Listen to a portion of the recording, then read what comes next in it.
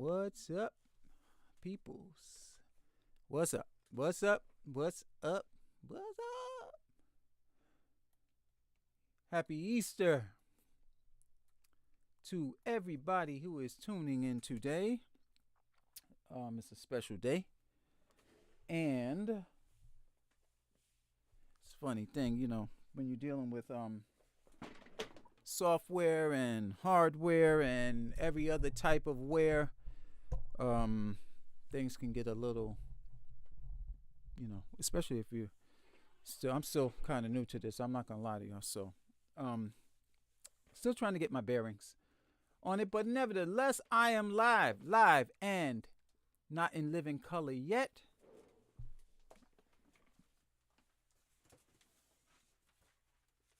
And today is a very special day, and it is brought to you by the people at Warm Audio. I want to say a special thank you to Bryce and to Caitlin and the entire marketing crew at Warm Audio for being so kind and sponsoring this video and providing me. Let me turn off these notifications real quick, because you know how that goes. Do not disturb. Yes, sir. Because you know how that is, right, people? But happy Easter. So, who is here? Who is here? John Lance. Thank you, my brother. Clip Wilson. What's up, brother, man? Everything good? You know? Yes. Everything is good on my end. Doing well. Today is the day that we celebrate the risen Savior. And eternity is too long to be wrong. So let me tell you, Jesus Christ is alive. Okay, so keep that in mind as we go on throughout this live stream. All right? Zach Ingram, my brother. What's happening, man? Hope you are well. Eric Abernathy. What's up, brother? Everything good? I hope so. Thank you for the happy Easter wishes. Voiceover Studio into his Izzy. What's happening? Yes, today is a special day on Zach from Austin too. Okay, so Warm Audio is right in your backyard. I think you know. Bryce and Caitlin and the crew are really good people. I met Bryce at the 2020 AES, because we didn't, 2019 is what I meant to say, AES, and we didn't have a 2020 AES in person, as you all know. And he was one of the coolest people, man. He walked up to me and said, "Hey, you're the dude." I'm like, "I am?" I'm like, "Okay." He said, yeah, with the Warm Audio stuff, yeah, man, we really appreciate all the work that you're doing to promote our products. And we struck up a pretty cool conversation, me, him, and the director of marketing at the time. And things have changed, in the marketing department, but it's led by a very, very nice and sweet person, Caitlin. And she's really cool. I reached out to her some time ago last year trying to get, you all know that I did a preview video for the WA-67, and it was in such high demand. So if that's any indicator, it was in such high demand that they couldn't give me any loaners for I think I reached out to her in late October. They're just getting the loaners back. So, okay. If that is any indication of how successful this release or the release of this mic has been, guys need to, as they used to say back in the day when you play basketball, you need to D up on this, so that's how they did it in the hood. But anyway, yeah. So this is quite a special day, one, and two, with everything information that I give, I always do a deeper dive so that I'm trying to give out the best possible info. Okay. Um, and this microphone is when I saw the preview of it, I was very impressed. You know, like you see things, it's like seeing your girlfriend in her prom dress. Like, ooh, nice. But I had a chance to spend some time. I didn't say this during the preview, but I did have a chance to spend some time with both a 67 in my lifetime and this WA-67. And when I tell you that it's a good time, you know, for folk who are looking to get the right equipment in their facility to do good work, Worm has really done a great service to the industry of younger studio owners who need to have top-notch quality equipment at an affordable price. So, with that in mind, let me not blab and take over the time, and let's weigh in, folks. How's everybody doing? First, let's start there. That's how we do things around here. We're gonna get started with how you're doing, and what you're up to. Anything musically? How are you staying encouraged? How are you staying creatively motivated, etc., etc. I got the greetings from everyone, so let's just have a quick minute before I get into it. Okay? How's everybody doing? I see Mr. Private Brain is here too. All right, cool. So, talk to me, people. I'm listening.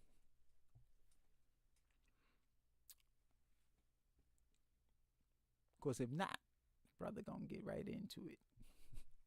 Because I got behind me in all of her glory. But before we get into that, we're gonna have to, chatter about a few important details about this microphone. So, no comments, no questions. I think everyone's chomping at the bit, ready to get right into it. So, let's talk about the details of this microphone really quick before we do the unboxing. For your information, Beats for Less, what's up, brother? Salute. Good to see you here, man. And let's go to slide number 1. Okay.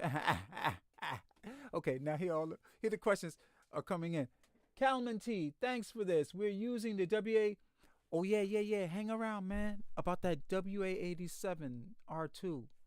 Because someone sent me a message this morning about that. And it's on my radar.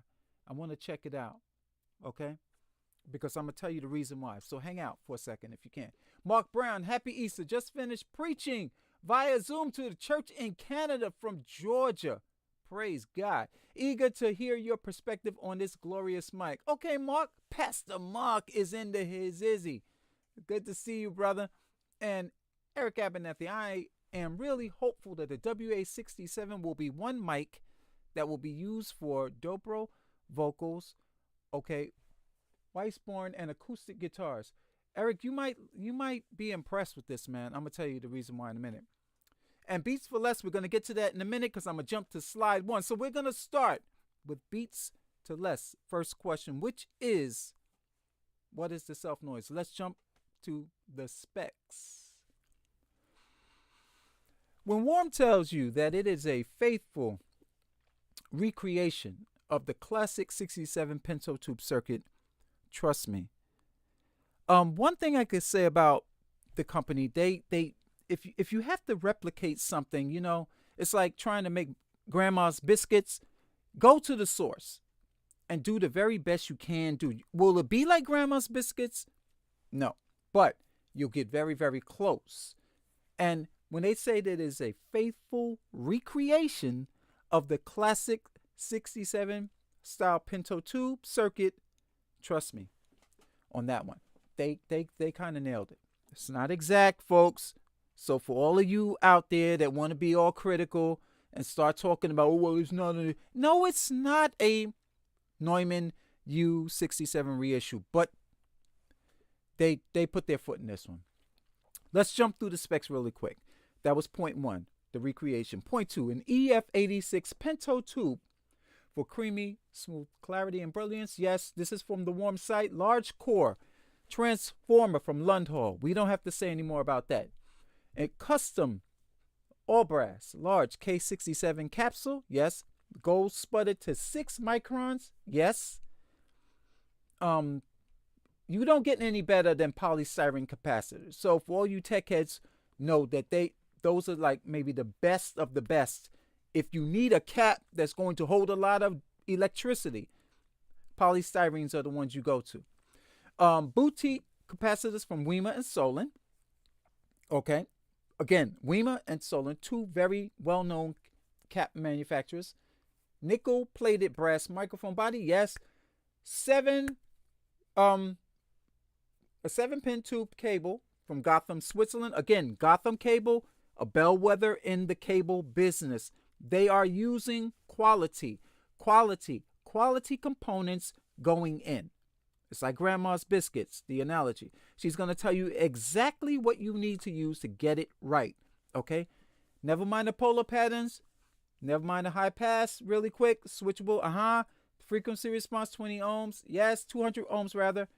The load impedance, you have to have a quality mic preamp that can deliver exactly 1 kilo ohms, which is 1,000 kilo ohms, which is like a 73 or a WA-73 or somewhere therein, or even the Focusrite ISA 1, which is with its switchable, input impedance, And here's the kicker. It has a decent EIN noise level. It's A-weighted, if you know anything about that, of 17 dB. Now, that's not great. That's not bad. It's like just benchmark. But I'm going to tell you why it's good for this particular purpose. And they took the time to, again, I'm not that well versed in terms of measuring total harmonic distortion, which is the next item on the list. And the signal to noise ratio is definitely within the ballpark of a decent, spec for a microphone. Okay, so keeping the main thing, Eric Abernathy just said that he hopes it's right for more, and he listed just now more acoustic instruments than not. Okay, now let's just be clear on one thing. What I'm sharing right now is totally my opinion in terms of this microphone and what I would use it for. As Eric Abernathy just pointed out, he has a particular need that he wants this microphone to perform.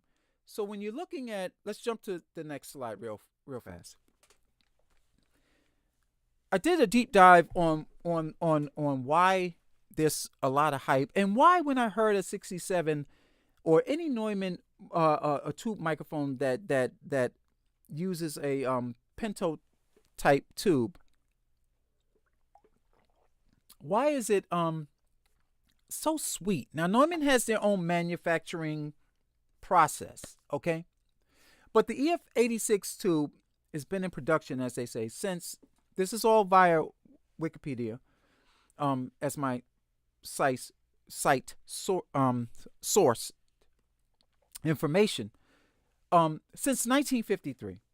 Now, and it was a production model made by Telefunken, and it was specifically designed for audio applications. Okay?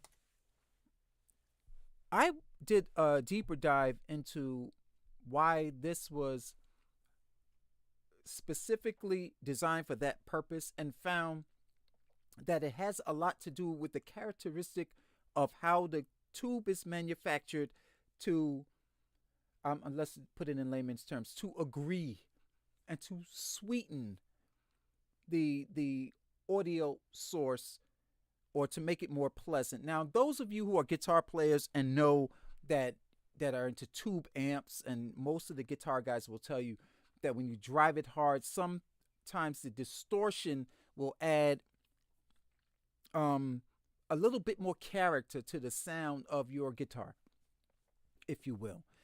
I'm finding out that the EF86 tube as well is also used in audiophile amplifiers. I'll give you an example. I had a friend of mine, as a matter of fact, he is a very close friend, and he's also my accountant, that had an audiophile system. And I'm like, man, why is it that your records sound so rich? This is vinyl, okay? Even CDs ran through this amp. He's like, oh, it's the tubes. Showed me the amp. Man, had like 5 tubes in the amplifier. So there is some credence to the fact that they would use this tube specifically for audio applications. So keeping that in mind as we just review this slide again. It was manufactured by a microphone manufacturer. Now, before, I think maybe simultaneously, I don't know the history. Anyone want to jump in and fact check me on it, you can. Telefunken and Neumann are seemingly releasing their similar spec mics about the same point in time in history and using probably the same manufacturing design. I don't know that for sure. I'm just speculating based on the fact that this tube has been in production since the 50s, okay? And has a specific purpose in that it's designed for audio, period. So the fact that Warm is using this in this microphone automatically moves the needle. Keep that in mind. Second point, produced by a manufacturer who needs no introduction when you're talking about the transformer. Lundhall is the go-to company for quality transformers. That is their line of business. Rupert Neve used Lundhall transformers in the ISA series preamps. So, again, you're talking about putting in components into a product that by manufacturers that need no real introduction. So back to the point of, and I get a lot of this, folks. You can't believe the amount. I just as recent as this week, the amount of just arbitrary, nonsensical comments about what's better, what's this, what's that. When the fact is that if you blind testing these microphones, I'm not cracking on the youngsters again, I'm not cracking on y'all, but half y'all can't even tell what mic it is behind in a blindfolded circumstance. You can't tell a classic reissue 67 from a vintage from a Warm Audio. You can have an opinion about the sweetness of the sound, but your ear may lend itself to like one over the other. Now, crap is crap, period. There are some manufacturers that put out crappy crap. Okay? It's just like if you don't make grandma's biscuits right according to her spec, it's going to taste like crap. Period. So if Warm is following the spec of a tried and true classic design, will it be exact? No. But will it be sweet? Will it probably suit most of your tastes? Chances are yes. So, to Eric Abernathy's point about vocals, dobro, acoustic guitars, the fact that it uses a tube design that, and I did a deeper dive on the tube design itself in terms of its harmonic distortion and all these other specs that lend itself well to audio. Eric, I think this is probably, if you're going to be recording acoustic instruments, the mic for you. In analysis, is it an extremely quiet mic? Is it as quiet as maybe a Lewitt? No, maybe not. But, it'll have a character that will lend itself well to acoustic instruments. What would I use it on? I would primarily use it on vocals, most likely. Again, acoustic instruments. Acoustic bass, probably. And truthfully, that will most likely be the extent of it. Would I mic a guitar cabinet with it? Maybe not. Maybe not.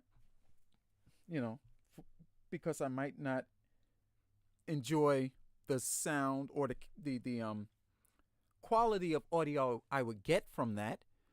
So, that's a no. But hip hop vocals, maybe not. Why? Because of the character of the 67, which lends itself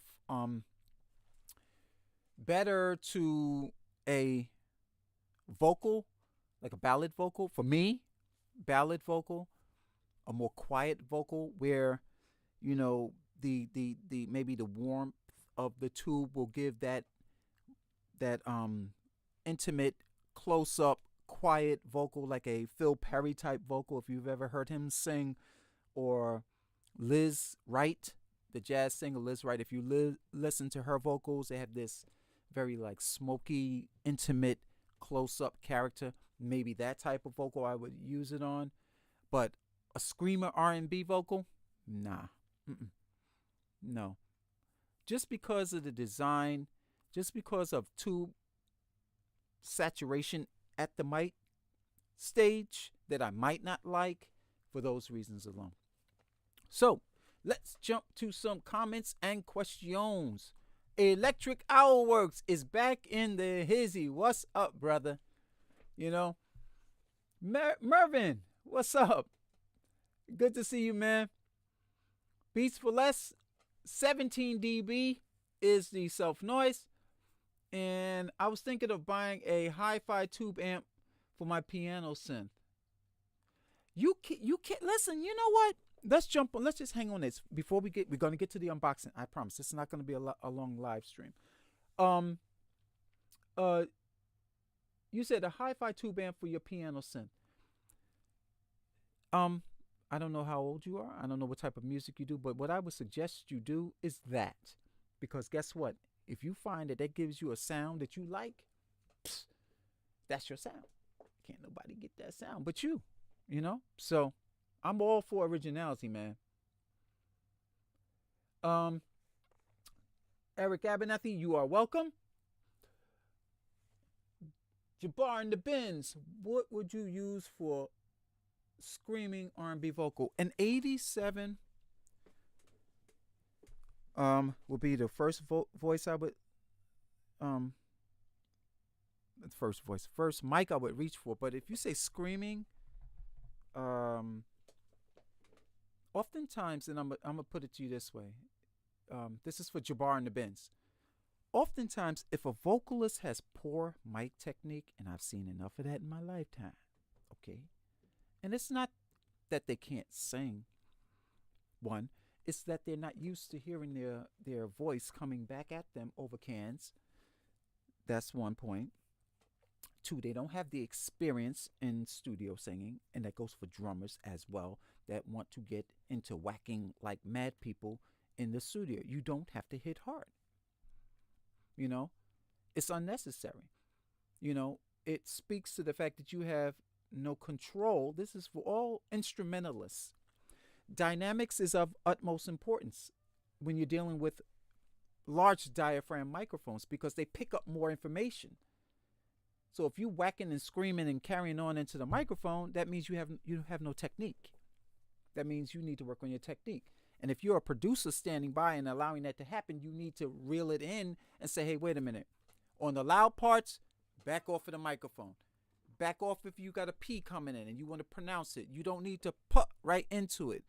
These are microphone techniques. You don't need to overpronounce your S's. You could form your lips in a particular way in order to pronounce the S a lot less. Okay? So these are all technical things that vocalists can do. And the easiest of them all is if on the loud passages, pull back a bit. Lift your head up. Go to the side of the microphone to a less sensitive area on the capsule so that you don't distort the mic. Or I don't have to keep playing with the compressor or lowering the input gain because you have no mic technique. That becomes a game of inches and it's a pain in the behind, But it's easily mitigated if you just give the vocalist, who may be a novice or a new person into session singing, direction. That's the job of the producer. You know what I mean? in addition to all the other technical things we have to do. So to answer your question, screaming, no. But if they're screaming like they just have no volume control, it's your job to redirect them to say, listen, reel it in a bit. Let's jump forward. Beats for less. Most definitely. Alavon Major. Ha. What's up, brother? Good to see you. John Lance. Great description on the manufacturer using established products and recipes and why clone gear is useful. Hey, man, to John's point right now, it's a little corny, and I think it's a little whack and trite for people. Either if you have to bash, if I'm gonna bash something, right, and say, oh, that's absolutely terrible, it has to be for a reason. It has to be for a reason of functionality for me or a reason of just poor manufacture. When I was a kid, okay, and I'm an older man now, when I was a kid, these were iconic tools in the studio that you were like, oh my God, I wish I could get one of those. You know it was out of touch. You know that this was something that you hope to get at some point in your life so you could own it and say, this is mine. I own a classic fill in the blank, So the fact that you got a guy like Bryce and the Warm Audio crew paying this much attention to detail, I mean, at this price point, you could afford a 47, a 67, and an 87. I mean, never mind all the criticism. It's nonsense. If you got to criticize, then go out and buy the real thing. But the fact that,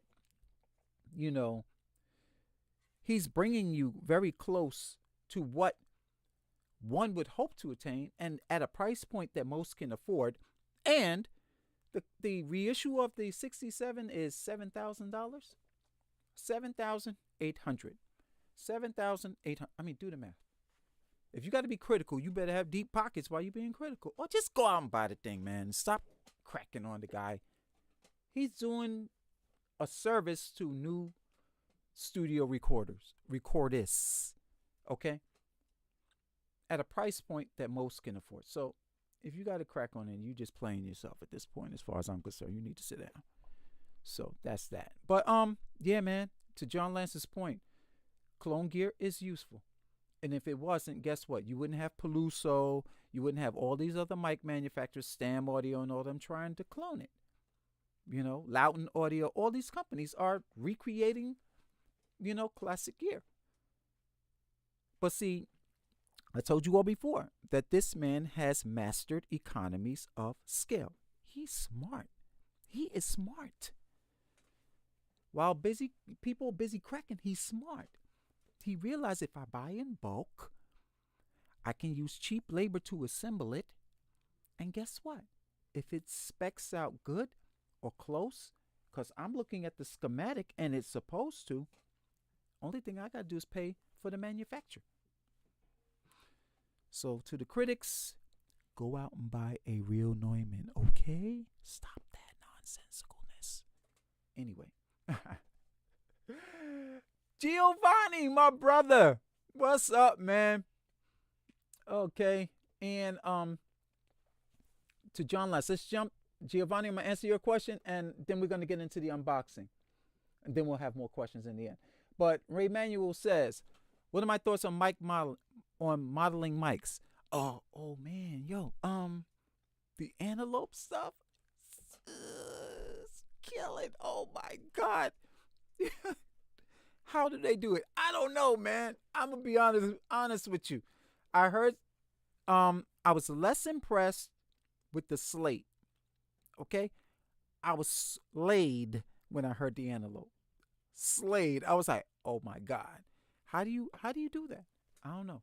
But very impressed with how far the technology has come. But still, I'm not bashing Slate before I start getting Slate hate, man. I'm less impressed with their product and more impressed because I was a little cynical at first. But after hearing the antelope mic modeling, I was shocked. Like, oh my. So to your point, check them out. Check them out, definitely. Giovanni says, have you ever tried an Elam 251 and a C800G? Yes, both. I'm not a big fan of the Sony though. It was really big. I have a friend of mine, Randy Mahan, who was a mastering engineer at the old Columbia Records mastering studio, as well as when Columbia was bought about by Sony, and it's really big with Sony Music Studios. I mean, a lot of, if they had recut vocals for anything, that was the go-to mic. But you know the Elam 251? Oh my God, I love that microphone. Jesus, it's expensive though, man. You ever seen the capsule in that thing? It's like huge, huge, huge. But again, it's not for everything. A capsule that large is meant to capture a bigger than life sound. Listen to Barry White's vocals on the I think it was the Quincy Jones Juke Joint record. I think it was the Juke Joint when they did Secret Garden. If you could capture, and he has very, God rest his soul, deep voice, the richness and the tone, and you could almost hear the man's vocal cords vibrating. Listen to that. That's the Elam 251, I was told. So yeah, man, that's a beautiful microphone. Just god awful expensive. And the reissue ones are like about 9,000, I think, by Telefunken, and the classic vintage ones, they're capturing like upwards of $10,000 right now. So yeah, they're very expensive. Beautiful mic though, man. Jabbar the Benz, you are welcome, my brother. Beats for Less, true, I'm practicing proper mic technique now. Yes, man. That's it right there, man. If you got somebody who can't handle the mic properly in the studio, it's a number of factors. Maybe we'll cover that in a future live stream, but there's so many factors that come into the reasons why performers perform the way they do in the studio. A lot of that is technical and directional, coming from the producer. Technical in that, you know, as an engineer, maybe the headphones are not set up properly, and you know, directional in that the producer is not correcting the mistakes as they're going along. They're just sitting there watching like it's a tea party, you know, if you will. But let's jump forward. Catman T, what's the difference between a tube mic versus a tube preamp with a different mic? We'll get back to that question. I promise you, hang out. Armando, what's up, my brother? Muddlematic, I love it when Warren just gets real. Oh, my brother. Bless you, man. Thanks for saying that. I mixed that. How do the Focusrite sound? Okay. So we're gonna get back to Catman. I wish I could put a little check mark. I'm sitting here doing it as I go on. But I just want to hang on. Ray, Manual Music. I agree with you that if you're going to criticize, get the real thing. Yeah, I mean, come on, man. I get so many either emails or comments that just get. I've gotten to the point where I just delete them, because you just bring in just negative vibes to my space right now at that point, you know. And then when I go to and check out your credentials, you have done absolutely nothing. And that's not criticism. That's not me being gassed and souped up on myself. It's that if you got, listen, I have met and have sat with people that are bellwethers in the audio industry. I do not mind relinquishing my position to anyone who is born the heat of the day. We talked about that last week. You know what I'm saying?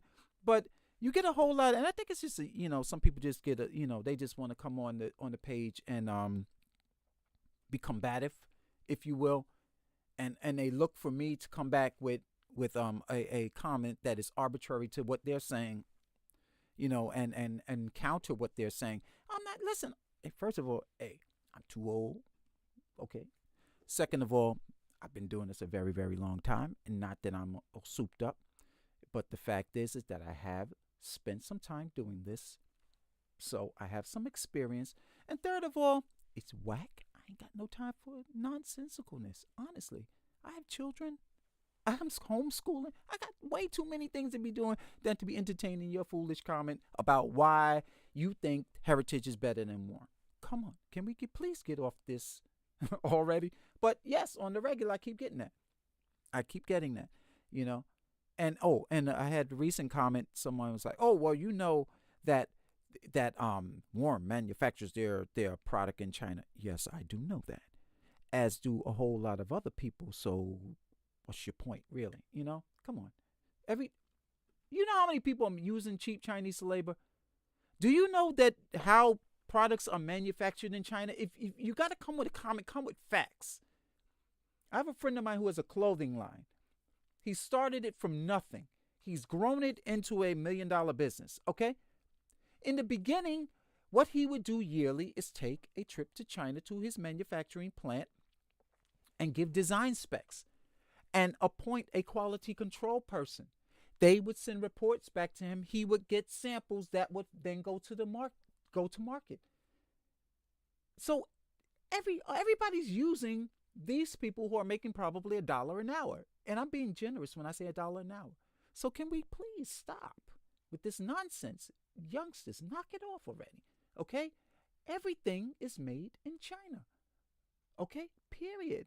A manufacturer will always look for the cheapest possible way to maximize his bottom line figure. If you can't understand fundamental mathematics from that perspective, your comment will be deleted. Period. It's nonsense. Knock it off. Let's get into the unboxing. Okay. All right. So, again, thank you and kudos to Bryce, Caitlin, and the entire Warm Audio crew for sponsoring this video. No, this is not my microphone. It is a loaner, okay? And I was told that. We ain't giving it to you. This is a loaner. You break it, you bought it. Okay, so I'm on a warning already, okay? Here she is in all of her glory. Y'all looking at the back of my head, but let's take it out the box. Move that over. This is the Warm Audio WA-67 tube condenser microphone. Tubes have a characteristic of warming up, and I'm not using it as a pun, of giving a creamier, or there I go with the adjectives again, I'll use one of my adjectives, rounder sound. To me, the sound always had a rounder sound. And now here's a little bit of irony for you before I jump into that real quick.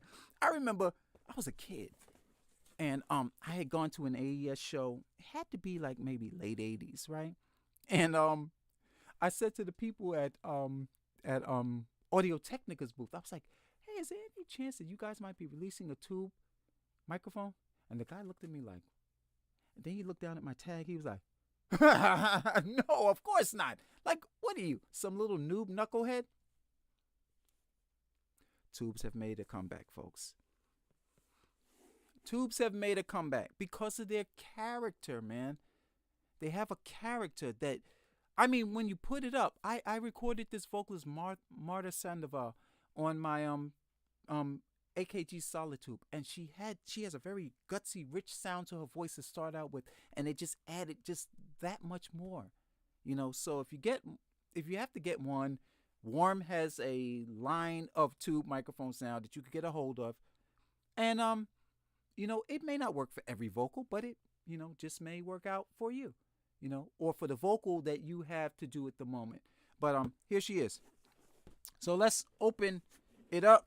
I'm gonna try and do double duty here. And here we are. Warm packages with here's your warranty information, which I will not be filling out because it don't belong to me. I don't even know why they sent it. But thank you guys. I love you anyway. Yes, so let's begin with the Gotham 7-pin, which provides both power and everything else to the tube. 7-pin cable by Gotham Cables. Okay. Out of Switzerland. Power cable. Put those two down. This is cool. Now, I like when they do stuff like this, y'all. They give you a mic clip and a shock mount. Okay? Mic clip and shock mount.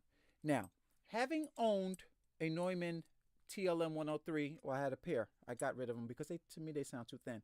But having owned a Neumann microphone or two in the past, these are quality. When I tell you this shock mount by Neumann right now, if you had to buy it new, it's like $120, and it's built just as well. Psh, you can't beat it. You can't beat it. So, mic stand adapters, shock mount, and a regular clip, mic clip.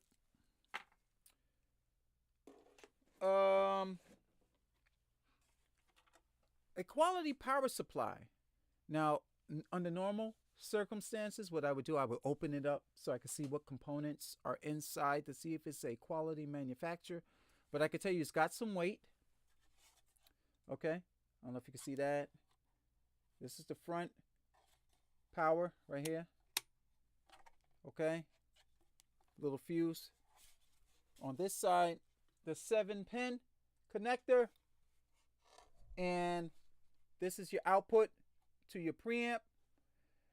Okay, for you youngsters, do not do something silly like after you plug it in, hit the 48 volt on the phantom power. It's not needed, okay? So don't go and do that. I don't know what the consequences or repercussions will be, but I was told a long time ago, listen, don't do that. So I'm giving you the same advice I was given. Don't do it. XLR right here. Let's put her to the side. And, all right now. Come on, baby. Bring it on home to Warren. If presentation is important, you don't get no better than this, y'all. If presentation is important to you, you don't get any better than this. This is a quality case. On par, and I have owned Neumann microphones in the past, on par with Neumann's, design sense. A quality case. Very cushy on the inside. And here, oh good Lord, Jesus. Here she is in all of her glory. Put this down really quick. Jesus Lord God. Today is Easter and Jesus arose. Eternity is too long to be wrong, so y'all better stop straddling the fence. Follow Jesus. And go get yourself a good night nurse. This microphone weighs a metric ton. Got a nice big head basket. I can see right through the head basket to the capsule. When I can't open the mic, I would crack it open so I could look at the inside. But I showed you all the picture here. So that's what, the inside will probably look like once you crack yours open. But this is well made, folks. In the front, you have a cardioid, omni, and figure of 8. For you youngsters, I always want to say figure 8. Knock it off. It's figure of 8. Pattern selector. And on the rear, you have I'm not sure whether it's 80 or 100 cut or flat, and a -10 or 0 dB switch. When I tell you this microphone weighs it has to weigh at least 5-6 pounds. This thing is heavy. And if you get angry at somebody in the studio because they're not doing vocals right, you snatch it off and bop them in the head, you might go to jail for assault with a deadly weapon. This thing weighs a lot, man. So kudos to Warren. I would, under normal other circumstances, probably, hook the mic up so you can hear it. But the fact is that I'm not going to use their cabling. B, it takes a while for the tube to heat up, so, and I would have to switch over, microphones. So, to that point. But I will put it on the side, and if I get enough people asking me, if I get like 5 people asking me to hook it up so that they could hear me talk through it, I will.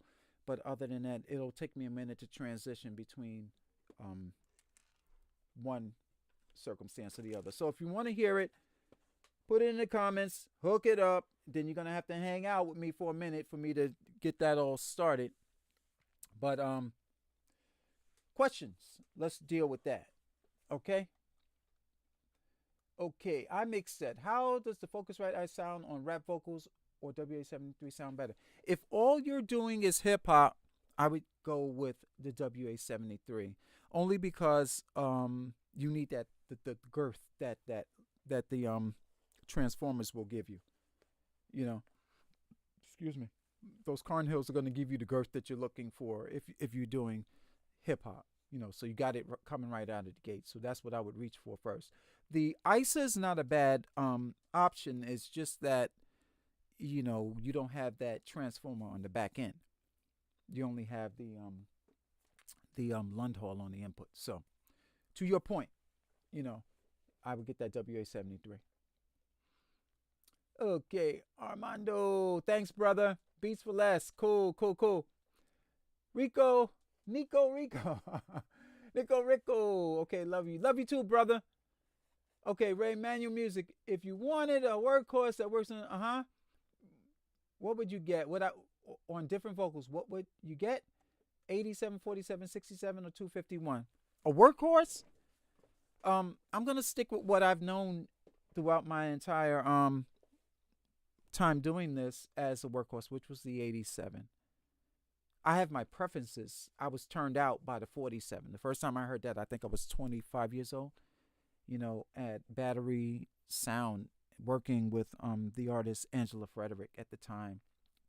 And it was like 2 o'clock in the morning. And me, Laurel Frederick, who is a phenomenal producer, you should look him up. I haven't been in touch with these people in years, but Laurel is quite a musician, quite a producer. He's gifted, god-awful gifted, talented producer. Anyway, we were 2 o'clock in the morning trying to hold on, and Angela went into the booth and did her vocals, and I tell you, it woke us all up. We looked at the engineer, we was like, what mic is that? And he was like, it's the Neumann U47. And we were like, gotta have that mic. You know, but now, you know, to be able to get the same effect from a warm audio product, it'd be foolish not to get it. And my battery just went out in my main light, so let's swap that. See, a good scout is always ready, B. Good scout is always ready. I got these batteries right at my foot. I ain't gonna lie to you. So let's get it on and popping. See, stuff be happening. Imagine, that's what I'm saying. When you on a gig and stuff be happening, you got to be ready to jump right back in on it. You know, you ain't got no time to be having the client looking at you, talking nonsense like, oh, I can't get it done. What you mean you can't get it done, man? I'm signing your check. Anyway, quick battery swap. We're back in business. All right, here we go. Oh, at the top studio, I appreciate you calling me a youngster. Yo, okay. I guess you tell it on yourself, B, because I ain't never said nothing. But if you know men of a certain age, man, we gotta keep it real. You know, because these young kids, man, they be swelling up on you, man. Okay, Room at the Top wants me to hook it up. Anybody else? Men, hook it up. That's 2. Weather Music, 3. I need 2 more. Can't be from the same. Can you please connect the mic? John, yes, sir. That's 4. Okay. Okay, I'm going to get back to your question, Mr. Pirate Brain. Okay, OCK Official. Thank you for your videos. They've been super helpful. Good, man. I'm glad they are some help to you. I'm glad that you are here, and thank you, brother, for tuning in. Room at the Top. Okay, so with the 4, I'm going to hook it up. You're going to have to give me a minute to, well, the power supply is going to need some time. I'm not going to use their cabling. This goes back because I don't own the mic for one reason. And I'll have to use my cabling. So it's going to be a minute before we hear it because I want the tube to warm up. Okay? And that's part of the reason why you use a tube.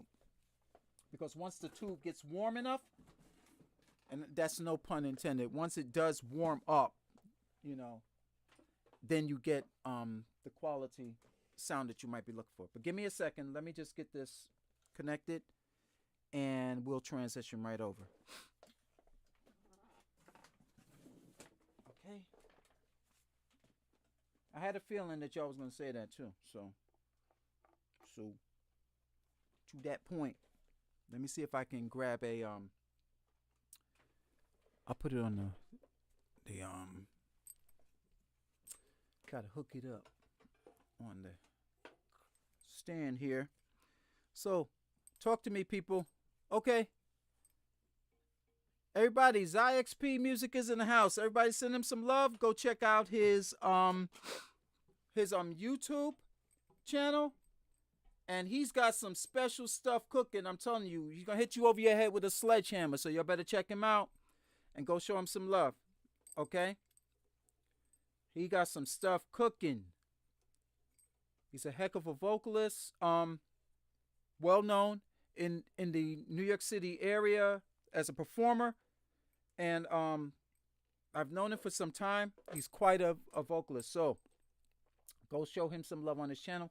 Let me get a mic cable and we'll be right in business. 1 second.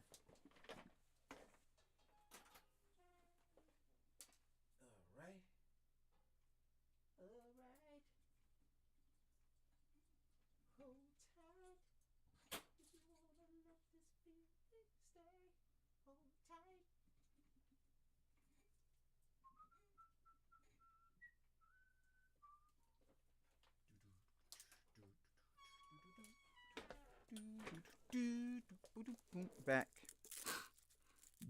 I'm back live and in living color. So y'all go check out XP.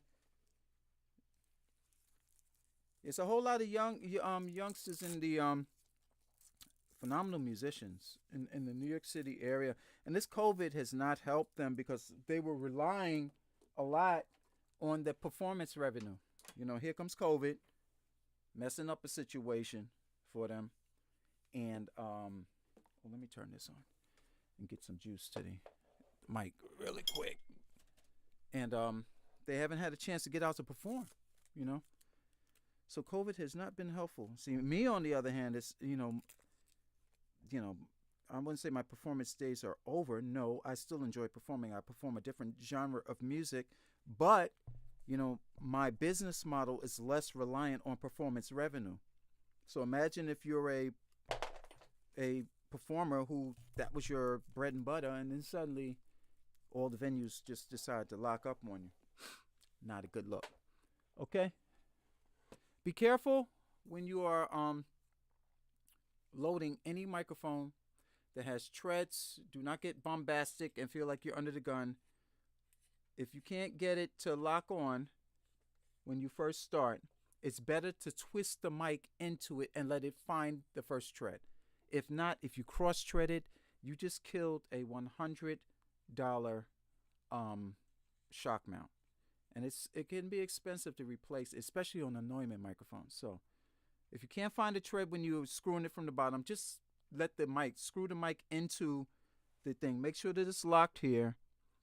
Screw the mic in, let it find the first tread, then finish it. Don't get too crazy with this, because if you cross-thread it,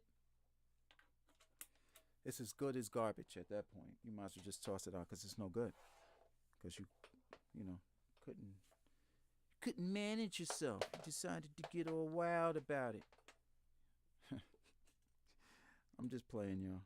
I'm just playing, just trying to amuse myself. Okay. Okay, so she's in. Let me put some power to her. Plug you in. And I'm going to go dark in a minute, but let's get to some questions. Let's let the tube warm up.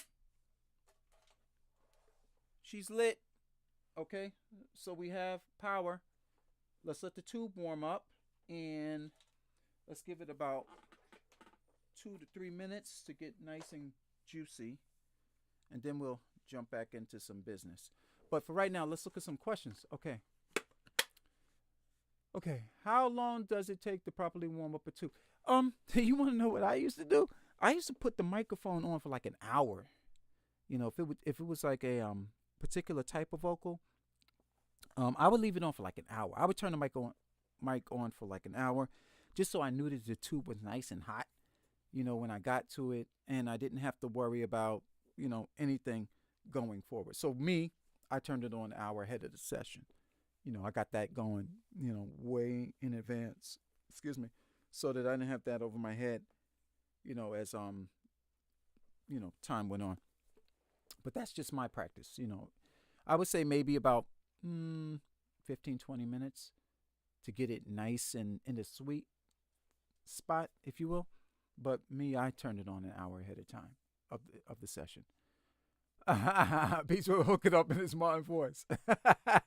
Oh, man. Okay, so it's hooked up. It's warming up. Let's look at some questions. John 4:15.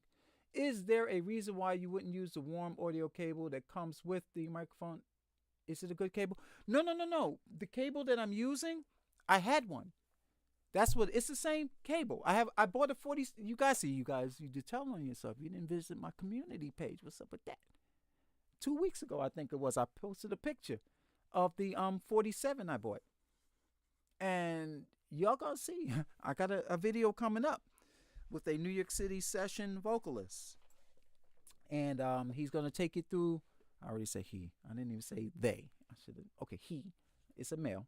He's going to take it through its paces. This is going to be a video I think I've wanted to do for over a year and some change. But COVID kicked in, and I get it. A lot of my insurance situation with being insured, as a business, doesn't allow me to have a group of people in my facility. I had to scale back the capacity on that level, so I can't have the vocalists or the group that I would like to have under normal times, So I've had to modify the entire video, but I'm going to cover 3 different scenarios with this microphone, and I'm going to probably take you through the point where I show you how I normally work in a production situation, like as though I were working with a client.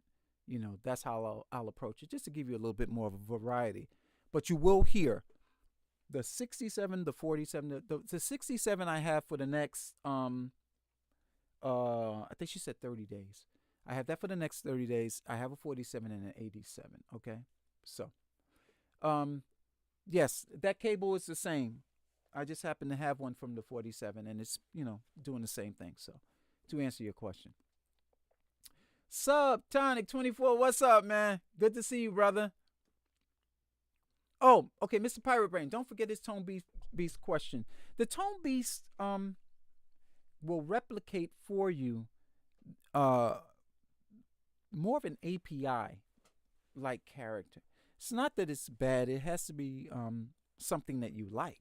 Now, I happen to like the API consoles and as well as their preamps. It's just that for the most of the work that I do,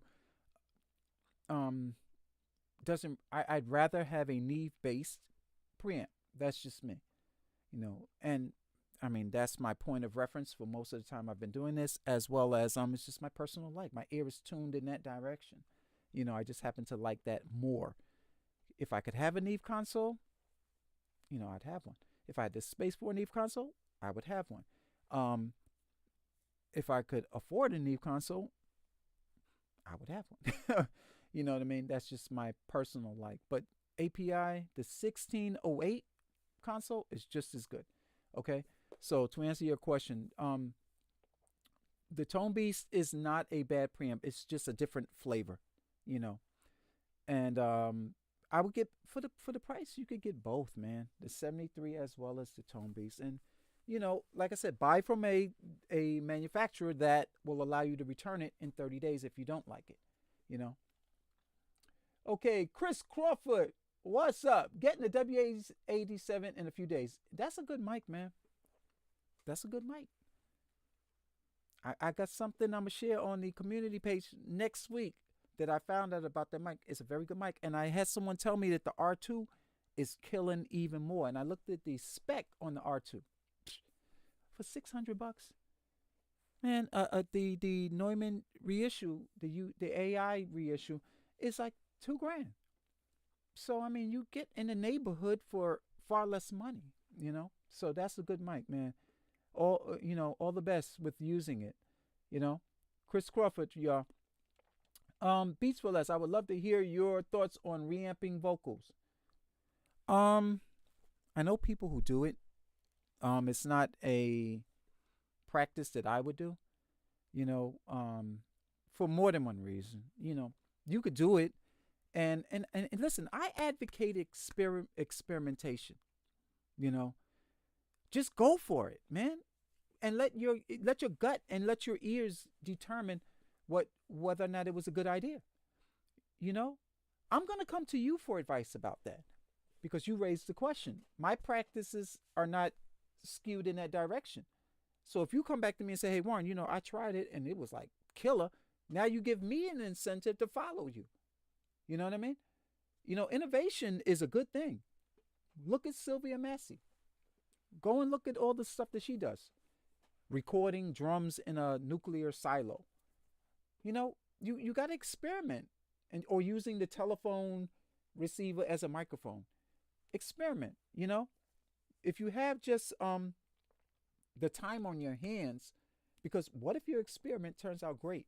Your experiment could probably take you to a Grammy, or take you to a significant amount of money because he has a sound that nobody else has. How does he get that sound? It's a trade secret. I'm not telling you. It's my thing. You know what I mean? That's you saying, "This is my thing." I'm not telling you. That's my sound. That's my bread and butter. That's my intellectual property. That's how I make money. It's like, you think Coca-Cola going to give you the recipe to their soda? No. It's a trade secret. Because if I give it to you, you're going to replicate it. You know what I mean? And you're going to go out and you're going to compete with me. I don't want you to compete with me. That's my secret. Okay. So one more question, and then I'm going to go dark for a second. Okay. So here we are. I like the 67, but it has a loud self noise. You are right. I've been able to get it quiet by purchasing a $65 power cord. That's interesting. Wow. Okay. That's interesting that you're saying that, because I would suspect that the self noise would come from the design on the PCB, but you're saying that the noise is coming from the power cord. So that's an interesting analogy. So let's go dark for a second, okay? So here we go. Hold on. Turn the speakers down because you might hear this mic pop when I take the phantom off. Okay, here we go.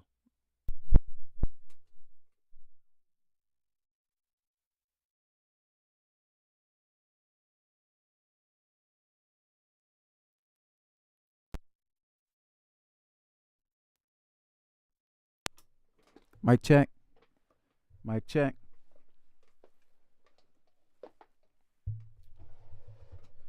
Let me move. I got all these mics around me now. Okay. Let's put this in the background. Let's move that out of the way. Move you out of the way. Put you in the background. Put you in the foreground. What do y'all think? Talk to me. Let's fix this. It's a straight microphone stand. And it's kind of large and obtuse and in the way. What do y'all think? Talk to me. This is the straight up mic going through a NEVE 1073 preamp, an actual NEVE, not the WA-73, and NEVE 1073 preamp with the same exact settings from the I was using a Lewitt LCT 240. So what do you think? Give me your opinions on the differences in the audio quality. I'm not monitoring back, so I can't hear. I'm just blabbing. Tell me what you guys think. Talk to me. More body to my voice. Yeah, you know what I noticed about this mic, and let me know if I'm starting to get loud. But what I've noticed, and this is a very good attribute of the microphone, is that on the proximity, like I'm less than 6 inches from the mic, the proximity effect is killing. I mean, if you had to do a quiet vocal, and if you're a vocalist with good mic technique, the proximity effect is killing. So you don't have to get all loud on the mic, and the fact that the mic is a larger capsule size than the 240 is going to give you a little bit more body. So yes, John 415 says, nice microphone makes me sound full. Okay. John Lance says it's round. Okay. ZXP says it's hotter. Okay. Beats for less, more body to my voice. Yeah, it does. It does. I'm sure that, that is one of the characteristics of the 67. Don't forget, this is a microphone that has listen, if you're listening to artists and you youngsters, gotta get used to listening to old music, man. I know it's like, if you was in music school, you would have to listen to this stuff. But I'm giving you music school right now to train your hearing to be better engineers. You have to listen to Nat King Cole. You have to. You have to listen to old Frank Sinatra. You have to. Tony Bennett. You must. Mel Torme. You must. You need a repertoire of old music because these are the tools that they used. The 67, Shirley Horn. The Neumann U69, which is I think it was maybe a couple of issues later from the 67, Shirley Horn. You have to listen to her. Listen to how intimate, and she is one of the type of vocalists as a jazz vocalist who speaks as she's singing, like she's talking to you. She's not loud and bombastic. You have to tune so you can say, oh, okay, that is the character of the microphone. You know what I mean? Because the 47, the 251, and the 67 and U69 microphones were used back in the day a lot. Okay? So tune your ears to that type of music, and then you'll be able to make more informed choices and decisions when it comes to microphones. Okay? Okay. K Prior Music, what's up? Look like you're new to the live stream. I'm so glad you're here, man. Definitely warmer sound than the mic before. Yes. It's the capsule. You use a larger diaphragm capsule, and that capsule I think is 3/4 of an inch in diameter. This is like 1 and some change. And it's in a cardioid pattern. But yeah, the larger diaphragm, that's what I'm saying when we were talking about the Elam 251, that capsule is enormous. So a bigger capsule captures more signal. And if it's a good design like this, then it's going to be full, rich bodied. You don't have to worry about, okay, I need to put the EQ plug-in on it so quick. Maybe if I move the microphone or have the singer sing a little bit off axis, it'll give me the character that I'm looking for. You learn mic technique from an engineering perspective so that you don't have to, okay, I need to EQ whatever signal I'm EQing. Listen, the fewer things you have in the chain, the better off you will be. Okay? So, beats for lesser, low mids, yes. Okay. What amp am I using with it? This is Widget Lockster? Widget Lockster, okay. The NEVE 1073LB is what you're listening to this microphone going through with. Again, youngsters, do not hit the 48 volt on. It's not. That's the purpose of the power supply. It sends the power to the microphone. Okay. So, okay. Beats for less, and I'm on the iPad Pro. Really? Okay. So if it sounds that good, great. Frank Gecko, what's up, man? It's been a minute since you've been here. Nat King Cole was the greatest ever, like Sinatra. Yeah, listen, man. I don't know, man. Call me an old soul. I'm old. I ain't gonna lie. I'm old, brother. Old. Okay. Anytime you pass 50, you old. Anyway, the fact is that back in those times, you had fewer tracks, and you had to, and everybody's in one room, and you had to rely on mic placement. So your tools had to be of a quality that's going to give you the sound that you're looking for, because the margin of error is narrower. You know, it's just like high diving. When you're 30 feet in the air, you ain't got no margin of error. You know, you have no margin of error. Everything must be perfect. Or if you hit your, like Greg Louganis, I think it was, that hit his head on the side of the pool when he went in at that time, and he split his, yeah, man, you ain't got no margin of error. You know, fewer tracks, you're going to have to find a way to make your tools work for you, so that, to that point, about Nat King Cole and Sinatra. I mean, you got to listen to these guys, because if you could get it to sound like that, you in the ballpark. Everything else is gravy. And John Lance says, I'm doing a car test on the mic now. Okay, cool. And that's important. A lot of people do the car tests on their mix to see if it sounds good, because the car doesn't have the parallel walls that maybe you mix the product in. So, okay. Dandy Cow jumped in late, so I missed the comparison to the Lewitt. You could always watch the playback, my brother. I personally own the 67 and now trading in my WA-47. The 47 accentuated, yes it does, a bright nasally frequency in my vocals that were hard to change. Okay. You could always, change the axis of how you're addressing the microphone.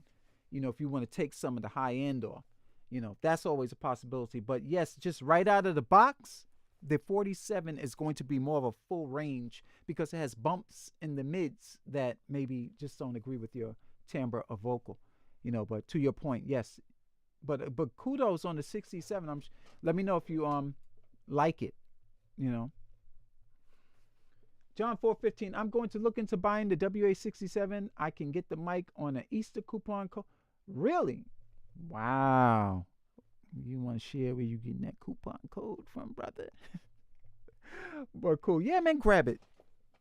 There's a guy on YouTube that did a comparison between the two, and he was like, okay, outside of maybe just the general manufacture, when you're looking at it side by side with it, and he had an actual vintage 67, and his thing was like, okay, if you're looking at it from a design aesthetic, maybe Warm didn't nail it on that level, but he was like, the quality for the price to performance, that's what it gets down to, because you're gonna spend 10 times that amount buying a vintage unit, so you get at least the quality of the microphone, and the character of what you're trying to capture for 10 times less.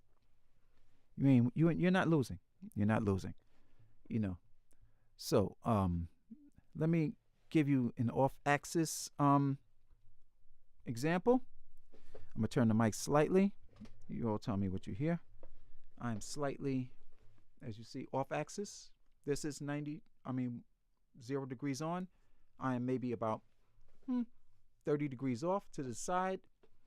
If I were singing, this is how it would sound off to the side. Now, let's move it. I am 90 degrees off axis on a cardioid pattern.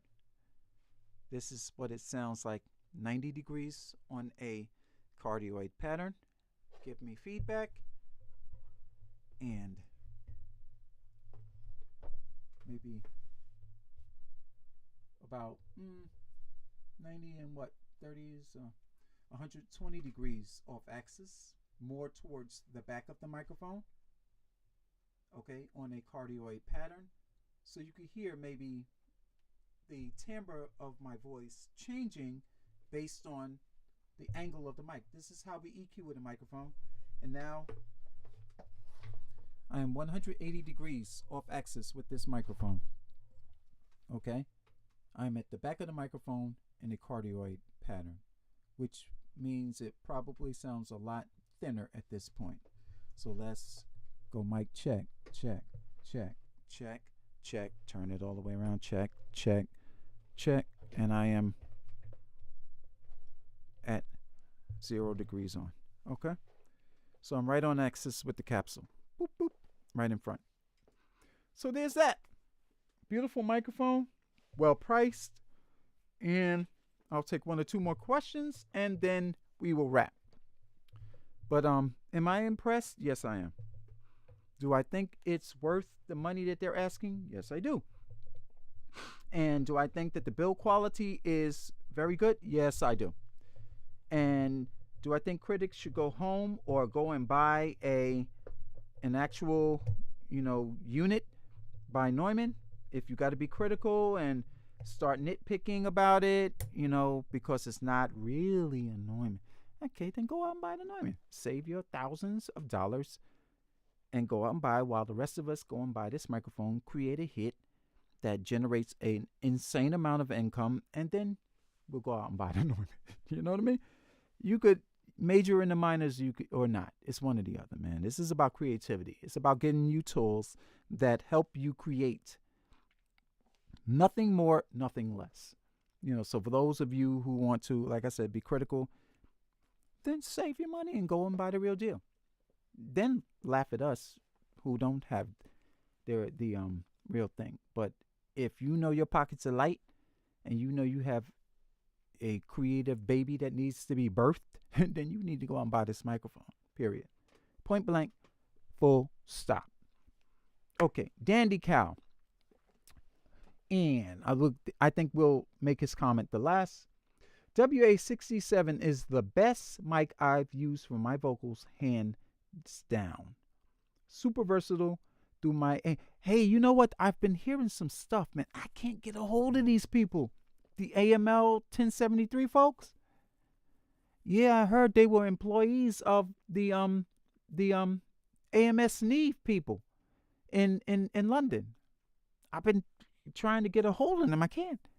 I don't know what that's about, but if I could get my hands on that 1073, I'd like to check it out.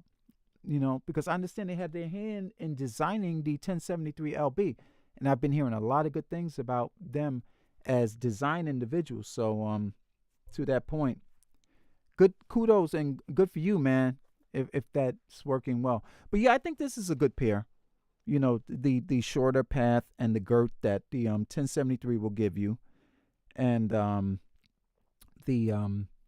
WA-67. I think it's a good pair. It's a very good match in terms of input impedance matching. 10 times the amount. In this case is 5 times the amount, because this is a 200 ohm rated microphone, and I think on the front end of that is about 1500 ohms or 1300 at the top, and I think a little lower at the bottom. If you're changing or playing with the impedance on it, but yeah, I'm impressed. So 1 or 2 more questions and then we'll wrap. Any more? See? Nope. So let's jump through the slides real quick. Here are, you're listening to the Warm Audio WA-67, and you are looking at the spec sheet for the WA-67, which is quite impressive. Maybe not with the self noise, but nevertheless, and the signal to noise ratio, okay, it's decent. But by and large, the microphone will give you the character that you might be looking for, okay? And this is what the inside of it looks like. Like I said, anytime you have a large core transformer like this by Lundhall, you're not going wrong. That's their business. They make nothing but transformers. So, like I said, produced by a manufacturer who needs no introduction, period, point blank, full stop. Okay? And the EF86 tube has been in production since before I was born. Okay, so anytime you're that specific and purposeful in trying to replicate the trueness of the design, you're doing yourself a large benefit by, staying as true to the original design schematic as possible. Okay, so let's look down. Calvin T, thanks for sharing your knowledge and expertise. My brother, thank you for saying that. If I could pay it forward, that's what it's about, especially for me. And Danny, I got my ammo from Front End. Oh, really? Really? Okay. I know them well. I'm gonna reach out. Okay. And thank you for everything you shared with us, Mr. Henry. No, Mr. Henry is my father. You can call me Warren. Y'all trying to make a brother older than he already is, Mr. Mr. Henry. Although I was in a meeting this week, and it's funny how folk want to, give you that title. It was an important meeting too. It was like Mr. Henry, It was for something else. But yeah, man. But Mr. Henry is my father. You can call me Warren. That's all good. Beats for Less. This man taught me everything I know about gain staging, okay, and the importance of it. Thanks a million. Yo, you want to hear something funny? Then I'm going to wrap it up. Do you know how much hate mail I get about gain staging? Do you all have any clue how much grief I get from people about gain staging and the whole topic? It's because they have never had to come at it from the perspective of recording to tape, and I did. Gain staging, short version, is all about margins. You either exceed the margin or you fall within it. You have this little sweet spot that you want to find yourself. But I keep getting hate mail about that. Between that and the warm audio versus heritage thing. So, yeah, man. But good. Keep that in mind. As long as you have one of these, that can feed tones or something like it, you're in good business. You always have a good benchmark to start with, okay? And that's that. Listen, today is Easter, the day that Jesus rose, and eternity is too long to be wrong, so make sure you are a follower of Christ, and if not, I suggest you do become one, okay? And I just wanted to present to you all the blessing that I got from the people at Warm Audio, which are great. Bryce, Caitlin, and the entire crew. Thank you for sponsoring this video. Without their help, this would not have been possible. And without you all being here, I honestly mean this. I ain't sitting here talking to myself. That's whack. Y'all already know. I appreciate you all taking out your time of your day to spend with me to learn about this microphone. And you could have been anywhere in the world, but you chose to be here and learn this information with me as we all unboxed it for the first time. So I appreciate all of you. Let me look at two more questions. And I purchased the Tone Beast. Okay, cool. Beats for Less and calibrated on. Excellent. Good for you, man. That's from Beats for Less. He calibrated all of his preamps with my technique. Well, actually, it's not my technique. It's industry standard practice. That's the way I was taught to do it, and the way I've been doing it, and it's been successful to me, I think. So kudos to you, brother, for having similar success. With that in mind, thanks for watching. Thanks for stopping by. Thanks for tuning in. If you haven't done so already, please subscribe. Have a great Easter, and don't forget to say hello to your family for me. Good to see you guys. Thanks for being here. Take care.